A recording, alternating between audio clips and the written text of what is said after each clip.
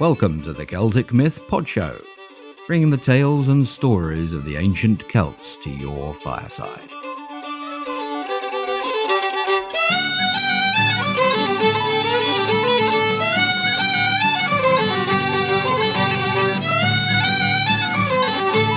Episode 45, Dreaming the Crow.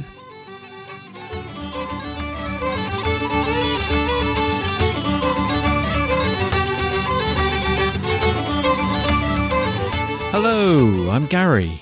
And I'm Ruth. And welcome to the third episode in the story of Branwen. Now, this is where the story traditionally starts in the story from the Mabinogi. So you'll recognise this when you start to listen. Hopefully you'll enjoy it too. And if you have any comments, feel free to... email us at celticmythshow@gmail.com, or you can use the voice feedback widget on our website and actually record some voice feedback and send it to us and we can play it on the show. And that would be awesome. We love getting voice feedback. That would be awesome, yeah. So, do we have any news and views?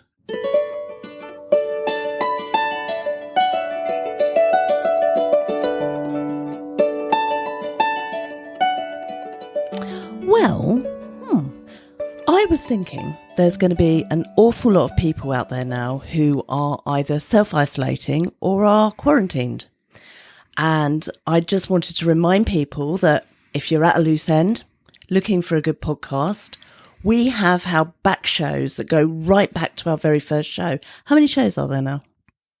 There are about, just under 90, I think, about 88, something like that. So that should be keep you going for a few hours. Plus there's some special shows. There's some music shows. I mean, have a look through the back catalogue. There's lots of interesting stuff. So if you don't fancy listening to a whole serial of story, then there's lots of interesting stuff in between. The other thing is we have In Bed with a Druid, which you will find at inbedwithadruid.com. That's our new podcast, there are only 2 interviews on there, and there's a couple more being done in the next few weeks. Hopefully you'd find those entertaining. Yeah. And of course, Celtic Tomes. Yeah, and Celtic Tomes. And what are we reading on Celtic Tomes? We're reading Religion of the Ancient Celts by J.A. Matholwch. And what's the other book we've done on Celtic Tomes? We've done British Goblins by Wirt Sykes. Yes, which is actually about fairies. Kind of like not just goblins, is it? Yeah, it kind of it focuses on the Welsh fairies more than any of the others, which is quite interesting because I don't think a lot of people know about Welsh fairies. No. I think Irish fairies are much more famous, as it were. And anyway, if you'd like to check out our back catalogue, you can find it at celticmythpodshow.com/episodes. That's celticmythpodshow.com/episodes. So, remind us of what happened in the last show. His eyes held both sorrow and joy as he gazed at his foster daughter and then at the young king, Clear. Now, I give my gift to you, my beloved children, and I ask that you weep not at its giving. But my lord, my father...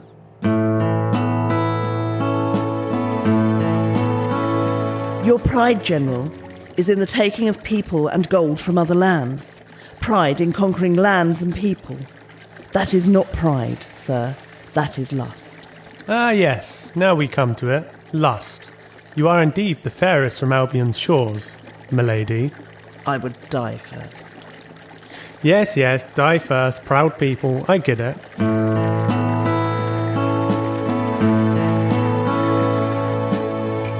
After 3 times 9 months, Benarvin was broken. You see, your wife has been more than accommodating to me. By the gods, what are you talking about? Your wife has come to my bed on more than one occasion. She has come willingly and of her own free will, I might add. That is nothing to me, you golden buffoon. It is her body and she can do with it what she will. Although I do question her taste.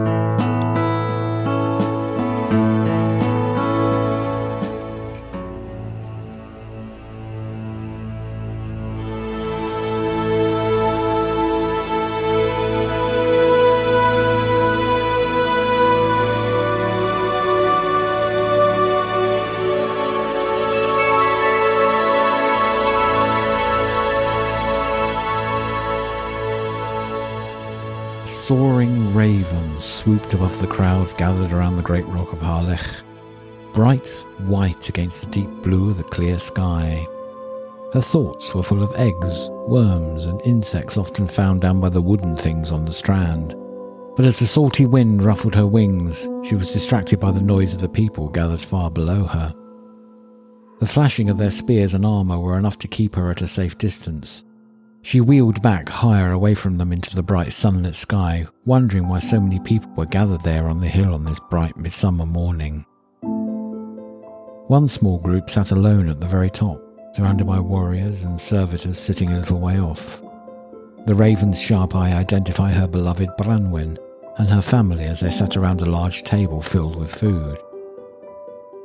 Oh, how it would be so easy to swoop down and make off with a tasty morsel. Such a shame it was that her memories told her how quick and fast, how sure and sharp the aim of the Dark One was, despite the warnings of his sister. Such a bright light came from these noble men, such a kinship to the sea from the grey-haired one they called Manawydan, that she was almost tempted to land near him. The love pouring from the young sister as she lay on the grass was a tangible thing, but so was the darkness seeping from one of those dark-skinned twins. She flapped harder, pulling away from the hill, and quietly headed away towards the beach at its base in search of rich pickings. Later, she would return to Branwen, the one she had been gifted to by the mighty queen from the south, and tell her of her adventures. Branwen lay on the soft blankets and gazed out over the sea. She listened to the voices of her brothers as they chatted, laughed and bickered around her. She let the half-heard words wash over her as the sea foam tide does over pebbles and rocks on the shoreline. Her mind soared, much like her magical white raven, over the diamond-like ever-shifting sparkles on the waves, as if kept aloft by their very beauty, dipping this way and that into different memories and dreams long held dear. The stunning and striking beauty of the great rock on which she lay seeped into her very being and brought back memories of her mother, Penarthyn the Fair. They all said that Branwen resembled her so vividly. Her beauty, her nobility, and a long, proud lineage that stretched back to the great Beli Mawr, he who had carved out the greatest kingdom on the island of the mighty and illumined all dark places with the light of his rule. Branwen's beauty, it was said, outshone the stars, and her laughter was like the rippling of the waters of a gentle stream, or the delicate beauty of the song of a nightingale.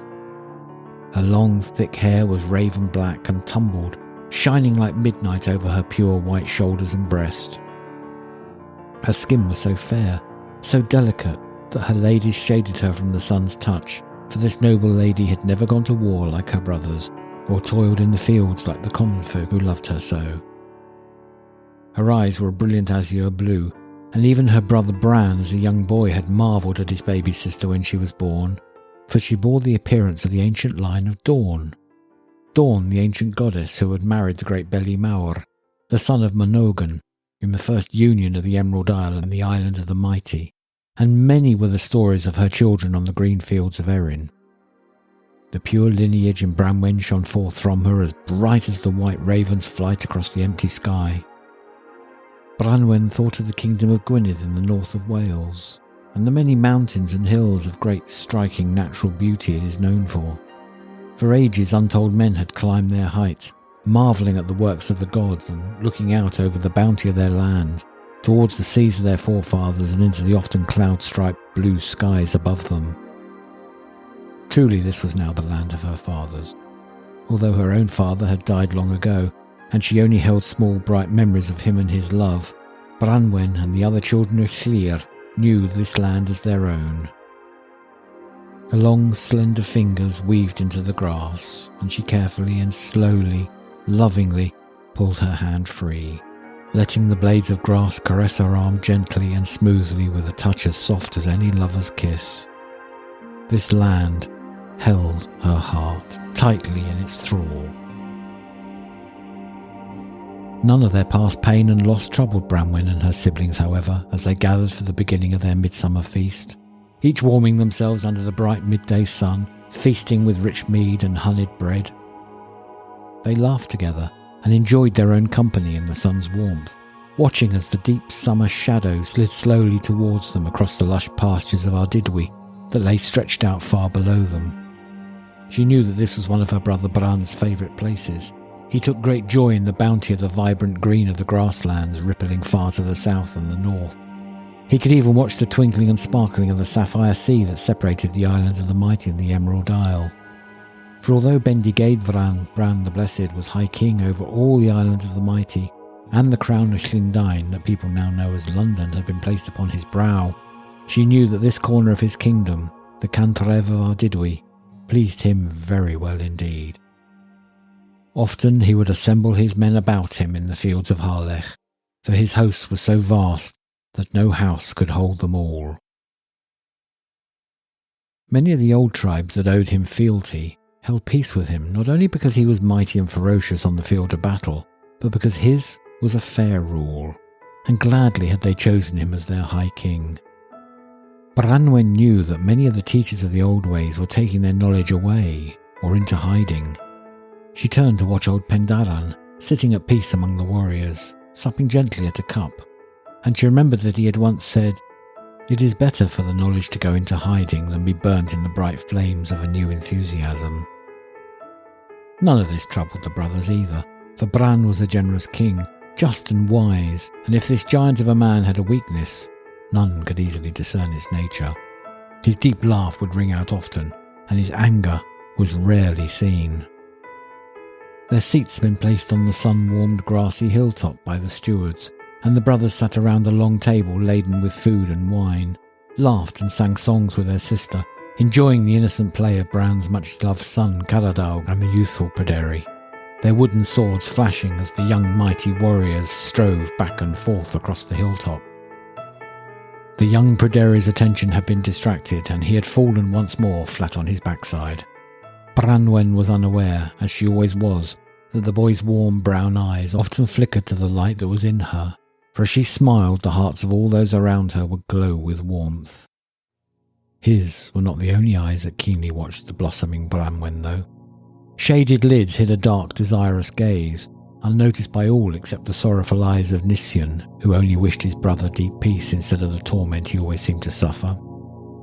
Manawydan, firstborn son of Llyr and Penarddin, his grey beard now only flecked with dark patches, also watched his sister as she began to tease the brothers, and his sea-green eyes seemed to brim with ages of wisdom as she said, "Do the cares of the kingdom weigh so heavily on your shoulders, my king, that you cannot take your eyes off the ocean deeps today?" Take care, little sister, that our brother does not send you to roost back in the castle. "Oh, you're just getting too old, Mabinogi, my dear brother. I expect that the king has probably had too much mead." "Ha! Never!" "And needs to sleep." The dark eyes of Evnisian turned sharply to face the High King, and a shadow crossed the twin's face. "Perhaps, my lord, the king, my dear brother, is thinking of new wars to wage on our enemies." Bran turned his head sharply to glare at Evnisian, annoyed for not the first time that his younger brother always seemed to spoil the bright moments, and thunder loomed on his brow. He opened his mouth to speak, but Evnisian's twin, Nisien, spoke first to his twin, in words of gossamer featherdown.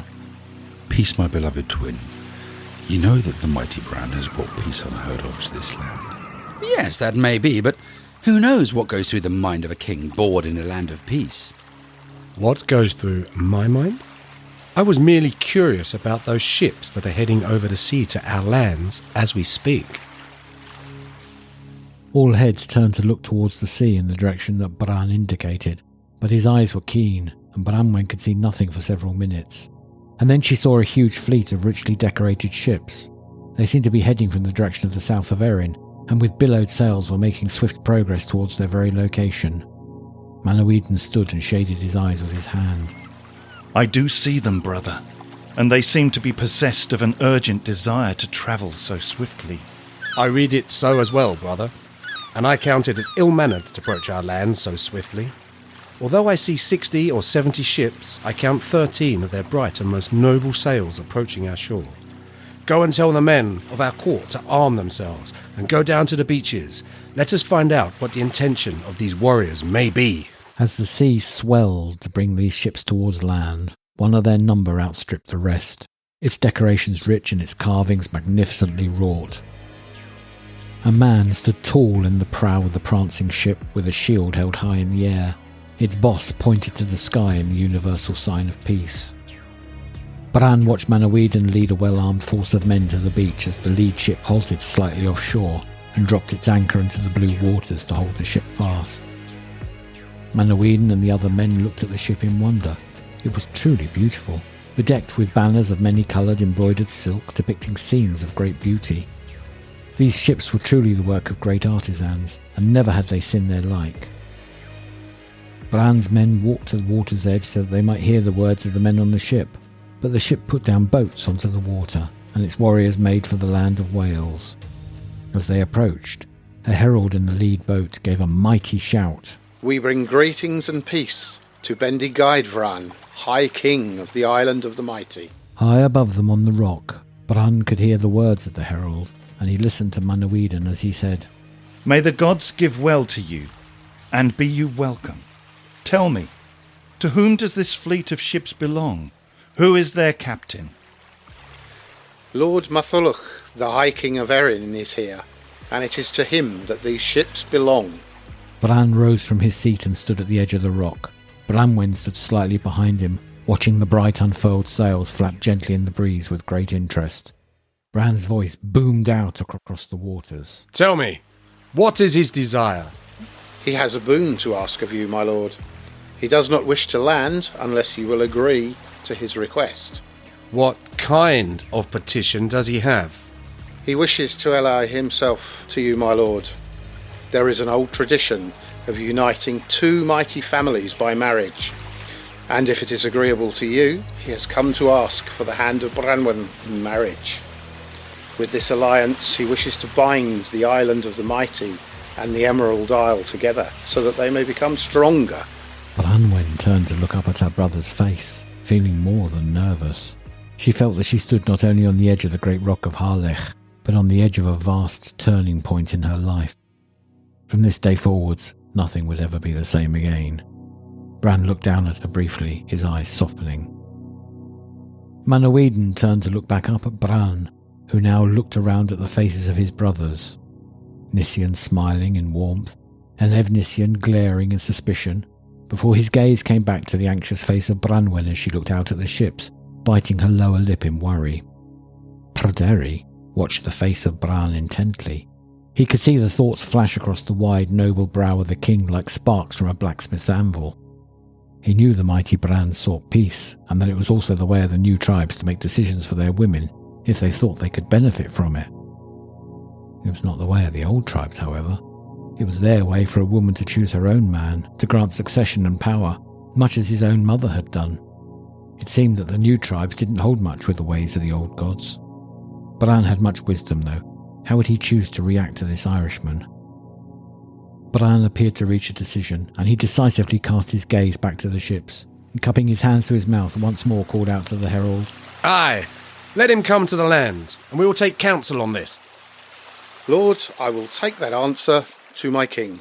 As Bendigeid and his court went down to the fields where their pavilions were pitched, and the Irish sailors rowed back out to Matholwch's flagship, they could all hear the rich tones of the Irish king shout out, "I will come to land gladly."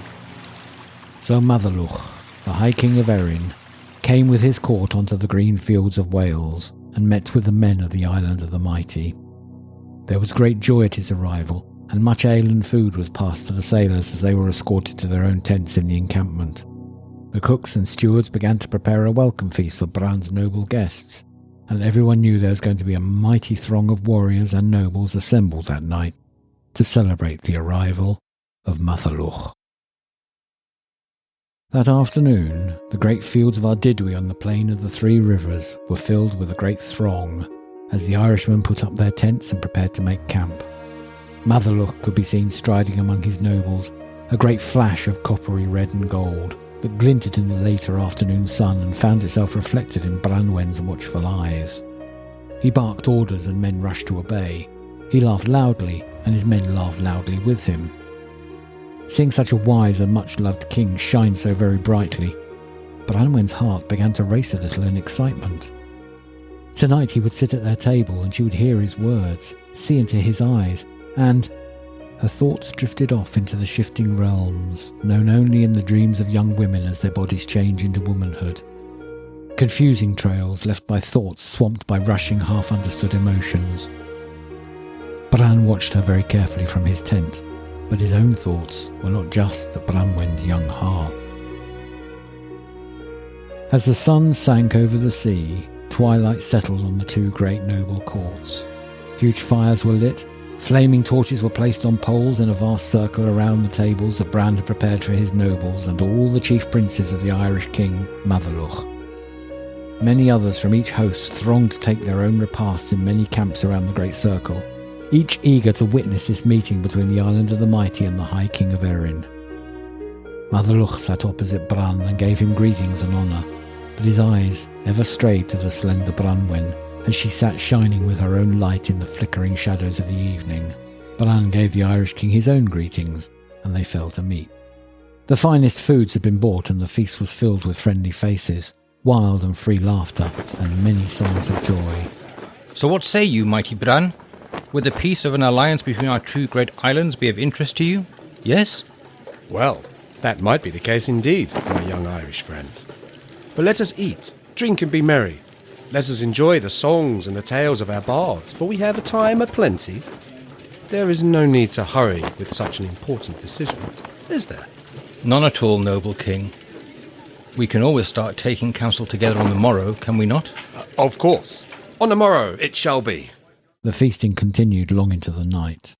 As the mead and wine flowed more freely, so did the talk of the lush green fields of Erin, the fine halls on the shores of the Red Loch, and the many conquests of the tall flame-haired king. Bran laughed along with all of his jokes, and told stories of his own for each story that came from across the narrow sea. He seemed to ease more and more into the Irishman's company as the night wore on. Branwen quietly and carefully watched Matholwch from under the deep blue headscarf that she wore. She knew well that Bran was hungry for peace, and would be likely to agree to this marriage, and so she watched Matholwch and all that he did very carefully indeed. What sort of husband might this strange Irish king make? Would he be kind? Would he be fair? Could she learn to love him? Although she knew that her fate was in her brother's hands, she dearly hoped that he would be wise when they chose in council. Would she be able to bear children to him? Heirs to the two islands, perhaps? She watched him talk, slipping easily from the Welsh tongue when he spoke to the crowd and to the lilting Gaelic of her youth when he spoke to the children of Slier. Yet still she could not tell. It was all much too soon. She drank more of the rich red wine, and as the evening dove into darkest night, watched the strong Irish king more closely. There were many at that table that watched Branwen as her eyes sought the rich, deep brown eyes of the Irish king for a brief contact, desperate to read his nature from his every action. Her hands wove gentle coils into the long black hair that flowed like a waterfall of sparkling ravens from under her headscarf. At the first hint of the dawn, rays of a bright new day began to colour the tops of the camp tents a light grey. The men in the circle began to drift away to gain some rest before the deliberations of their kings would take place later in the day. Branwen had long sought the solace from her worries beneath her furs, and once Bran had turned his weary feet towards bed, many others felt free to leave the circle.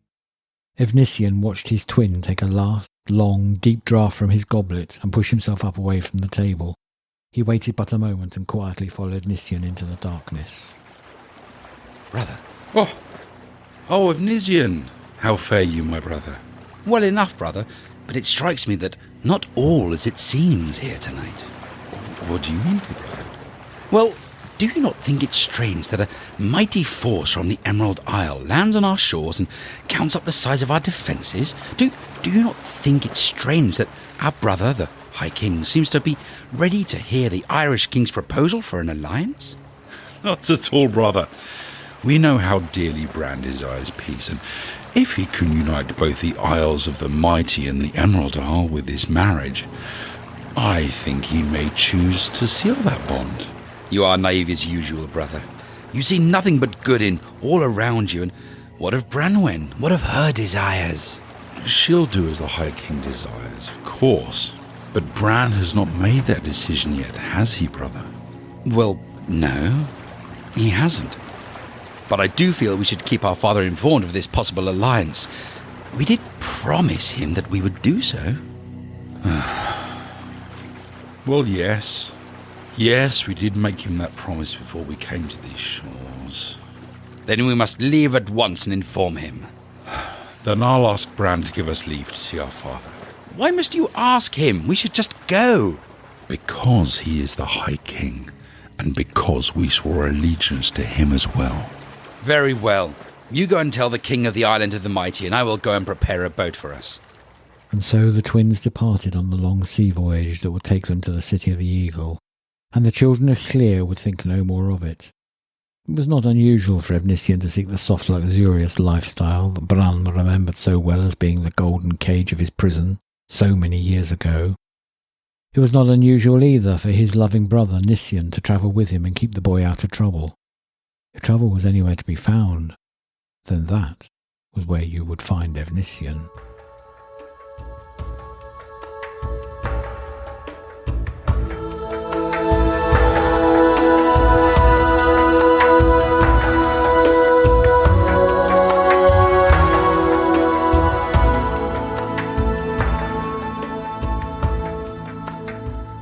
In our next episode, Bran the Blessed brokers a peace between the two mighty islands, and Branwen gains a husband.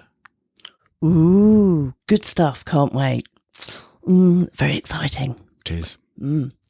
Okay, so we've probably got some time for some listener feedback, haven't we? Yep, we have. We've got a great message from Lane.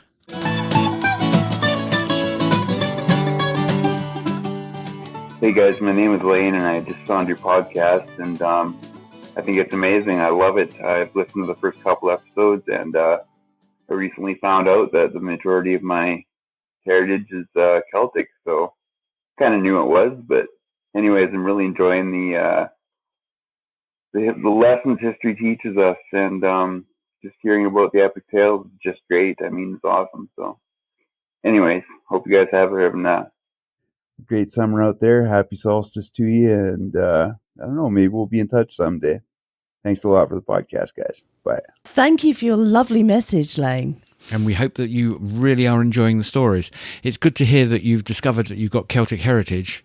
I wonder exactly where from. I don't know. Wonder if one of these sites, because you kind of get your DNA done, don't you? And that like Ancestry.com, something like that. One of those. And it's amazing how many people are actually tracing their heritage and finding that there's Celts in there somewhere. You had your heritage done, didn't you? I did, yeah. Did you find any Celtic heritage? I did, yes. 21%. 21%? Yes, well, I actually thought there'd be more, but never mind. They were obviously more British than I thought. That covers your left leg then? It pretty much, yeah. I've got a Celtic left leg, that's the way it goes.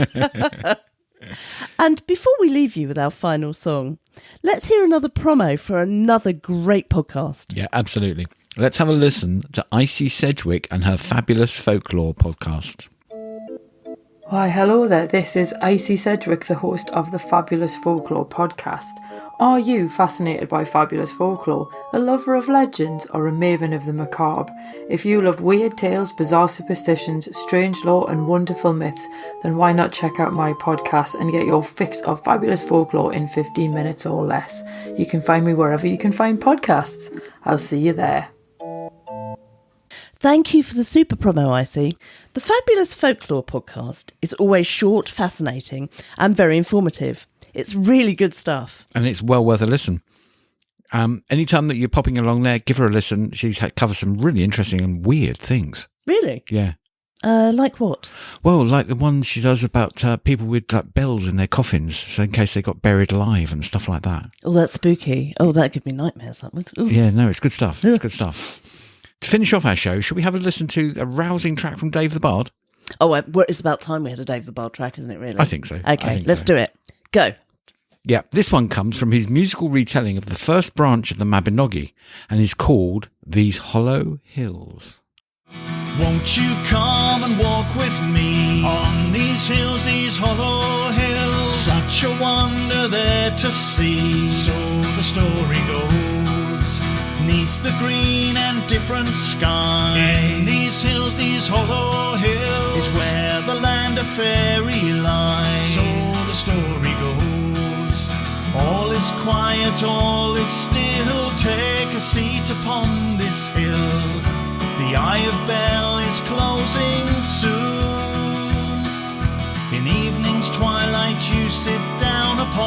sacred hollow mound to receive a wonder or a wound.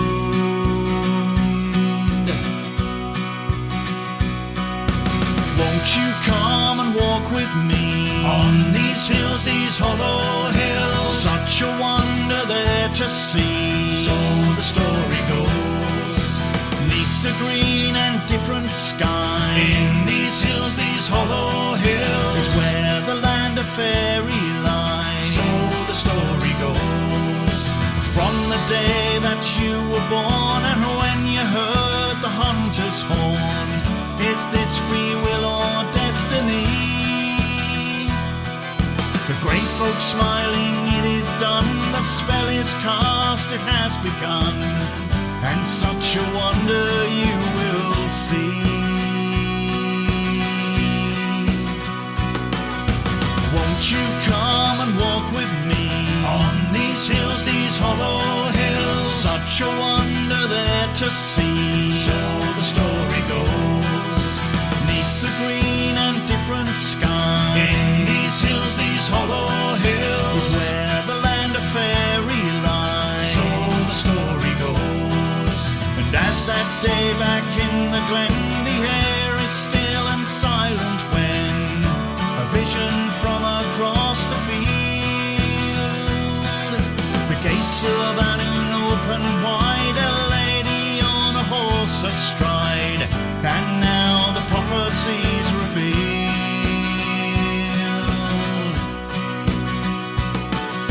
Won't you come and walk with me on these hills, these hollow hills? Such a wonder there to see, so the story goes.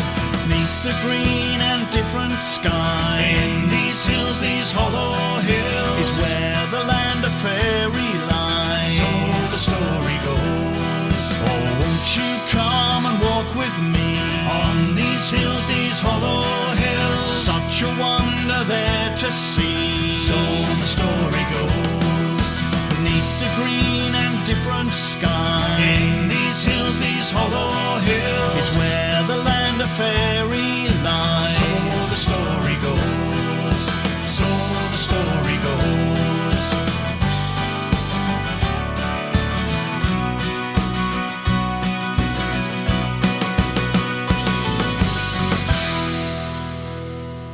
That was Dave the Bard with These Hollow Hills from his beautiful musical portrayal of the first branch of the Mabinogi. You can find out more about Dave on his contributor page on our website. Fabulous, absolutely brilliant albums Dave has done. And where is he now? Number 3?